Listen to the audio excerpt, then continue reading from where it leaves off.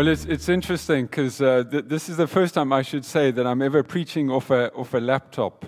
I normally print out, on A4, but where I'm staying, I don't have a printer. What is really interesting over the years is that I have to make the font on the paper bigger and bigger because I actually these days have to wear these things normally to read. And what you can't see is I'm using like ultra big font on the laptop.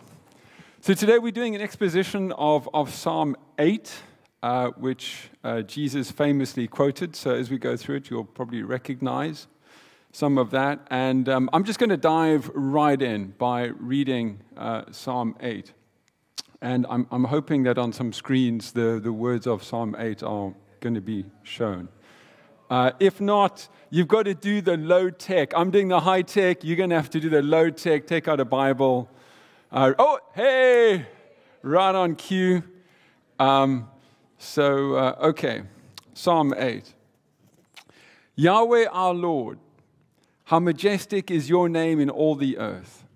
You have set your glory in the heavens. Through the praise of children and infants, you have established a stronghold against your enemies, to silence the foe and the avenger. When I consider your heavens, the work of your fingers, the moon and the stars, which you have set in place, what is mankind that you are mindful of them? Human beings that you care for them. You have made them a little lower than the angels and crowned them with glory and honor. You made them rulers over the works of your hands.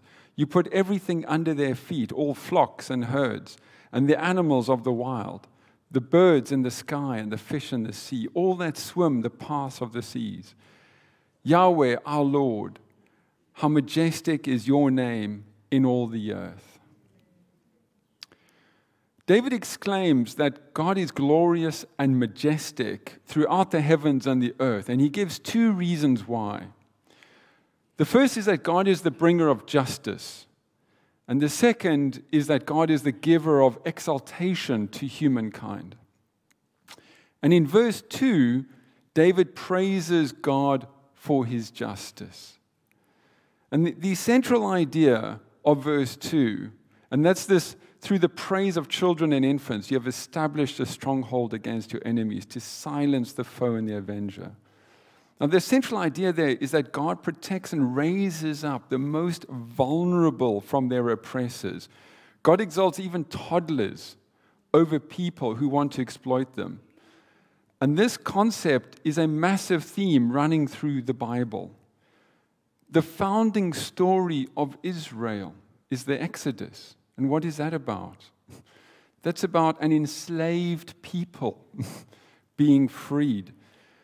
It's about how God rescued his people when they were powerless to rescue themselves.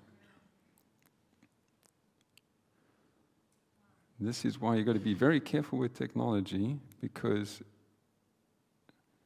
it's doing funky things.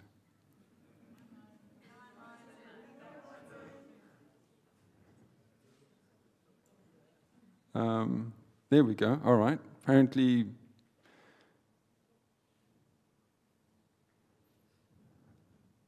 it's now playing ball. Right, okay.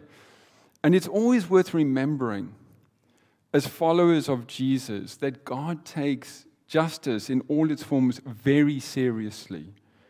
Criminal justice, civil justice, and social justice. And this is where I'm just going to be very transparent. This is me speaking.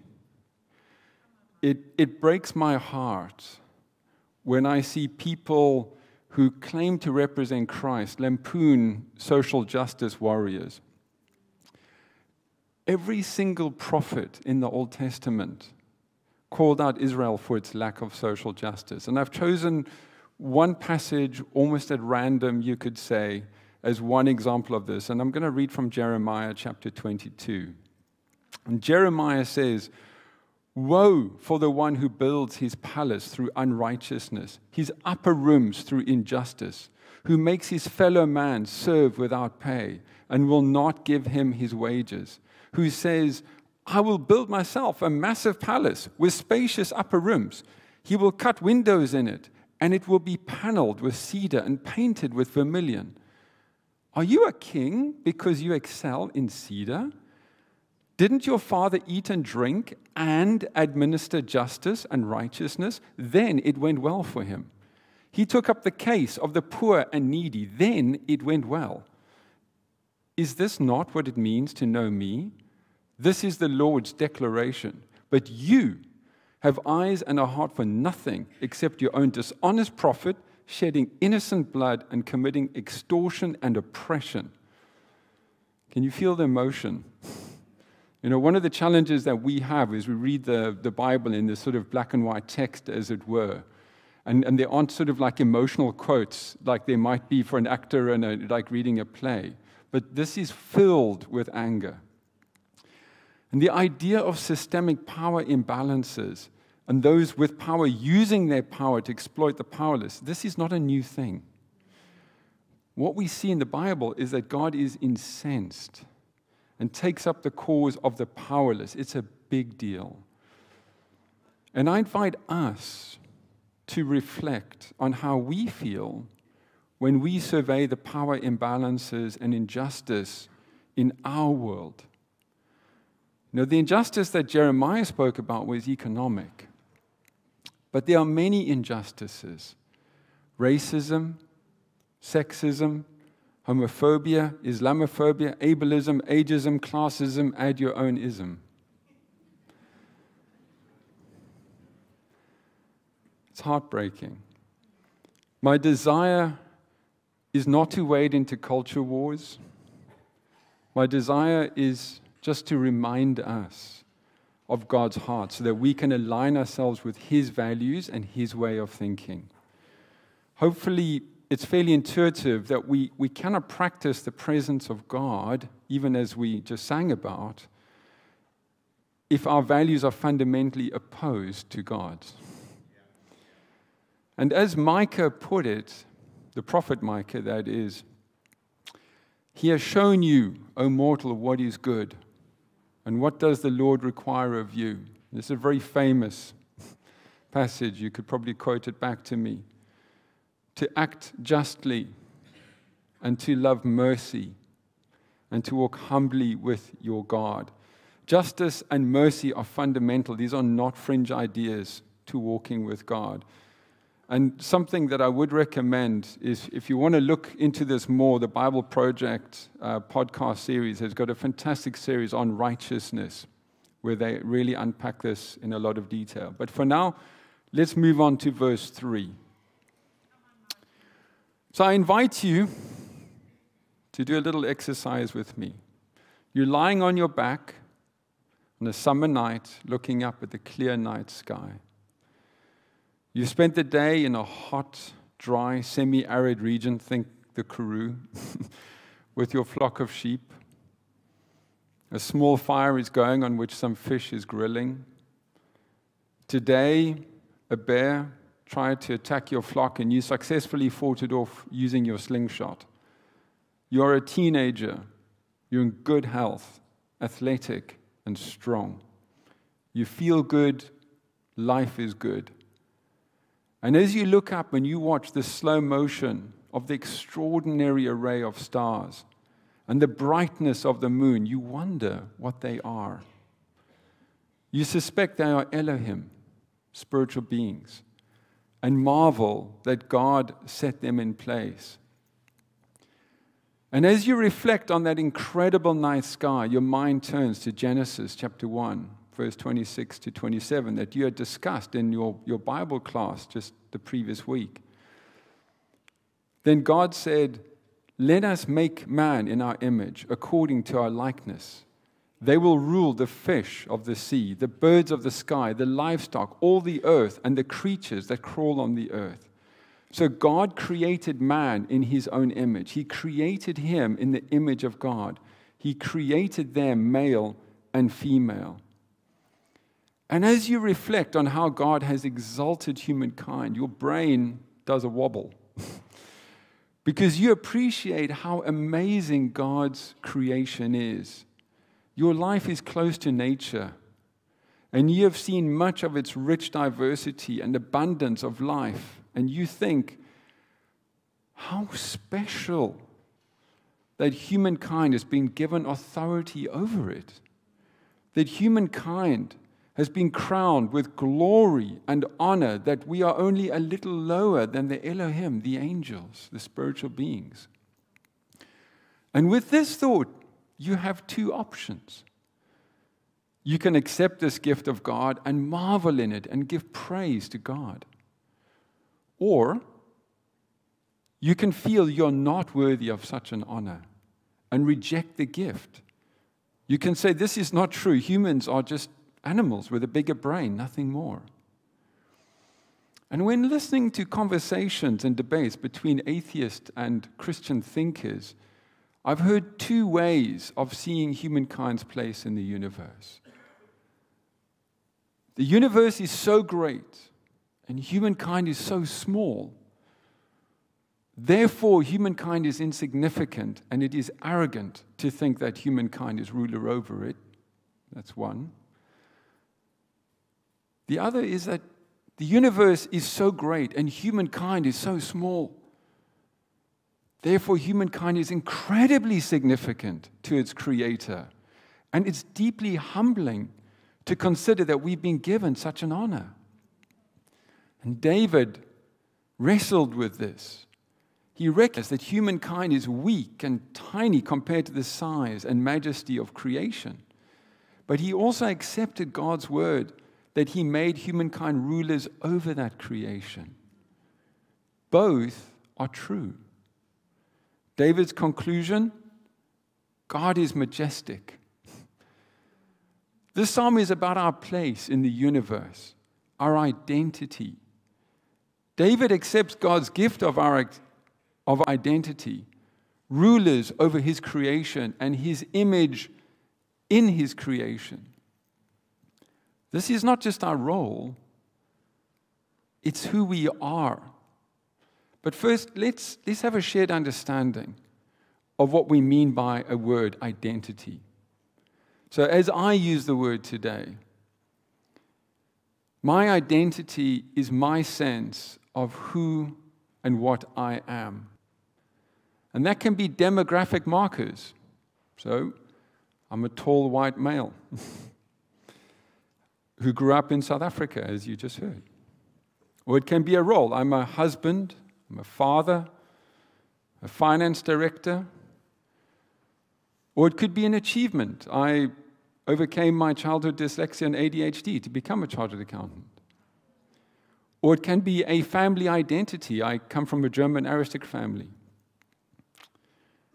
Or it can be membership of a community. I'm a follower of Jesus Christ.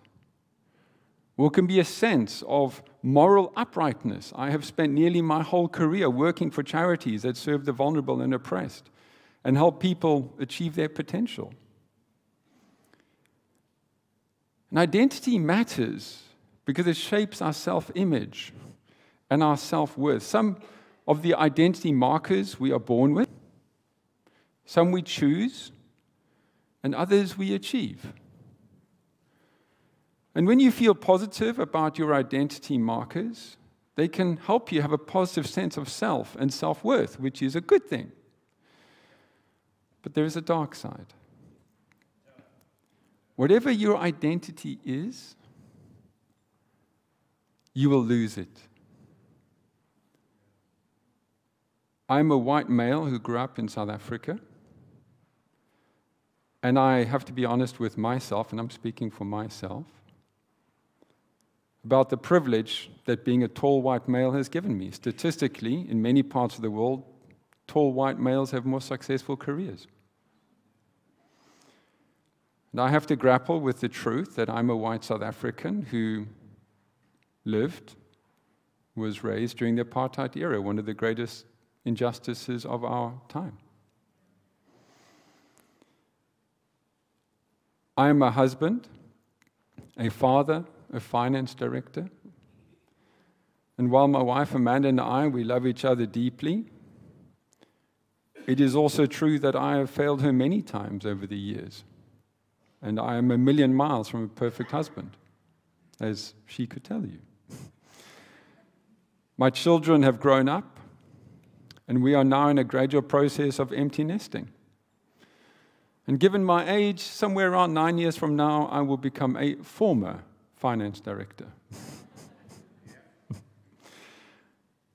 And yes, I overcame my childhood dyslexia and ADHD to qualify as a chartered accountant, but that was 30-odd years ago. That's old news.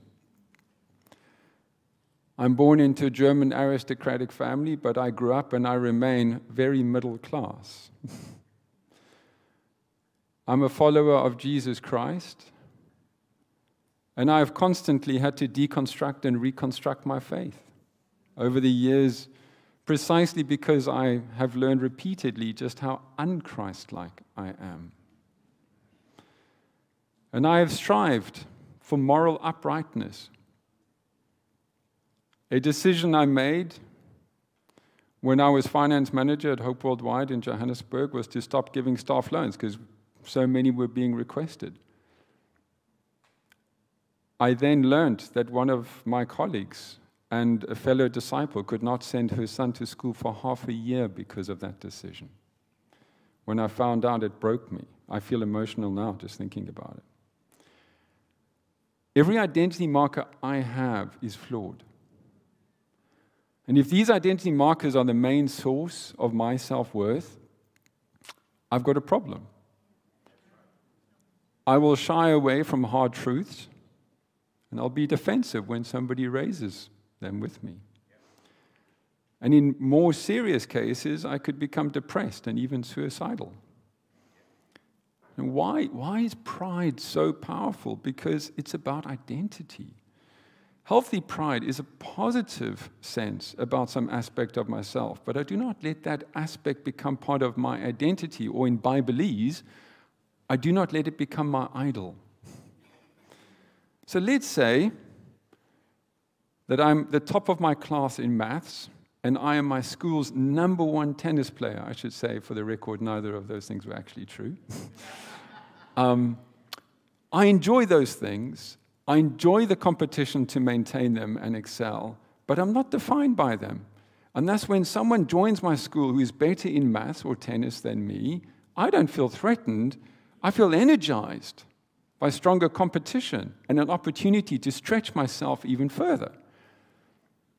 But if I've developed a harmful pride, my sense of identity feels threatened. And this triggers a defense response. I might talk up my position, I might talk down my adversary, notice the language I'm using to describe them. I may make my friends choose whether you're my side or their side. These responses are deeply unhealthy and they are completely unnecessary. And this is one reason the Bible speaks so negatively about pride. Threats to our identity lead to shame and extreme emotional pain that can be paralyzing and even deadly. The responses I mentioned above are fight responses. But if I'm unable to fight, I might just give up. I may quit tennis. I may not bother trying in maths. As one truly tragic consequence, I watched a TED Talk in which a woman described how her brother committed suicide because he could not face the shame of bankruptcy. But it wasn't that he couldn't handle the financial fallout that he could deal with. What he couldn't deal with was that his identity as a successful family man was about to be exploded. So what is the solution? Well, there's more than one, but what I want to focus on here is our Christian worldview. And there is one identity that no one can take from you, because you are the image of God. You reflect His presence into creation. You are a child of God, a dearly loved member of His family, a temple, a dwelling place of God's Spirit, a royal priest permitted to approach God's holy presence and act as a mediator for humankind. Forgiven by God, your sins are removed from you as far as east is from west. You are redeemed, set free from the bondage of sin, sanctified, made holy in God's sight, justified, declared innocent, loved by God, completely, wholly, thoroughly, unreservedly, unconditionally, valued, mightily, massively, your value determined by the price that was paid for you. You are wanted, sought after as a shepherd seeks his one lost sheep, or a widow living in poverty seeks her one silver coin. Just let that rest on you for a moment. Nothing can separate you from the love of God that is in Christ Jesus our Lord. Nothing. And my prayer is not that God will love you more. My prayer is that you will have more power to accept God's love. God's love is a raging torrent bursting through a fire hydrant. The issue is not whether there is enough love. The issue is the size of your vessel to hold it. My prayer is not that you will be more filled with the Spirit, because the issue is not whether God's Spirit lives in you. The issue is whether you are open to the wonderful adventure to which the Spirit calls you. David contemplated how God has elevated humankind. When I consider your heavens, the work of your fingers, the moon and the stars which you have set in place, what is mankind that you are mindful of them? Human beings that you care for them. You have made them a little lower than the angels and crowned them with glory and honor. You made them rulers over the works of your hands. You put everything under their feet, all flocks and herds and the animals of the wild, the birds in the sky and the fish in the sea, all that swim the paths of the seas. His conclusion, Yahweh our Lord, how majestic is your name in all the earth. David accepted our identity given to us by God, even though it felt incredible, too much, more than we are worthy of. In response, he did not say, you shouldn't have, or I cannot accept that. And this is my point. The issue is not whether God loves you. The question is whether you will accept his love. And God's invitation, this is really important. God's invitation is based not on what you have done and your sense of who you are. It is based on what God has done and his sense of who you are. And when we accept this invitation, our identity is secure. And when all our other identity markers are threatened and ultimately crumble, as for sure they will, we will remain centered in love, joy, peace, patience, kindness, goodness, faithfulness, gentleness, and self-control. We will be like a tree planted by a stream, with green leaves and fruit in season. We will know true peace and prosperity. And so in conclusion, let us imitate God as though we were the dearly loved children that we really are, and value righteousness and justice and mercy like he does. And let us find our value and our identity in him. And so our vessel to hold his love and his Spirit will grow. And so his love and his Spirit will do things through us and in us that fill our lives with love and with wonder. Amen.